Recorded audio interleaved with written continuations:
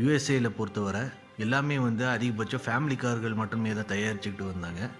இந்த race car செக்மெண்ட்டில் மோஸ்ட்டாக பார்த்தீங்கன்னா யூரோப்பை சேர்ந்த ஃபெராரி, பென்ஸ், ஆல்ஃபா ரோமியோ போன்ற கார்கள் மட்டுமே தான் வந்து ஸ்போர்ட்ஸ் காரை தயாரித்து ரேஸ் ஈவெண்ட்ஸில் பார்ட்டிசிபேட் பண்ணிட்டு இருந்தாங்க. இப்படி இருக்கும்போது ஜென்ரல் மோட்டார்ஸில் போர்ட் ஆஃப் டைரக்டர்ஸில் ஒருத்தர், அவர் பேர் ஹார்லி ஜே ஏர்ல் அப்படின்னு ஒருத்தர், ஒரு ஸ்போர்ட்ஸ் காரை வடிவமைக்கணும்னு சொல்லிட்டு 1953ஆம் வருடம் ஒரு ஃபைபர் கிளாஸ் மெட்டீரியலில் பேஸ் பண்ணி ஒரு இன்லைன் 6 சிலிண்டர் என்ஜினை பொருத்தி ஒரு கான்செப்ட் ஸ்போர்ட்ஸ் காரை வந்து ரிலீஸ் பண்ணுறாரு. அந்த கார் மாடலுக்கு பேர் என்னன்னு பார்த்தீங்கன்னா கார்வெட்.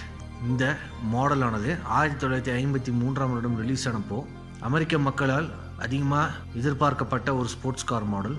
ஆனால் என்ன ஆகுதுன்னு பார்த்தீங்கன்னா டெக்னிக்கல் ப்ராப்ளம்னால, அதாவது இந்த வண்டியில் வந்து ஹேண்ட்லிங்கும் மற்ற ஸ்டெபிலிட்டி ப்ராப்ளம் அதிகமாக இருந்தது காரணத்தினால இந்த வண்டி வந்து அதிகமாக சேல் ஆகாமல் ஸ்டாக்னேட் ஆகி ஷோரூம்லேருந்து எல்லா காரையும்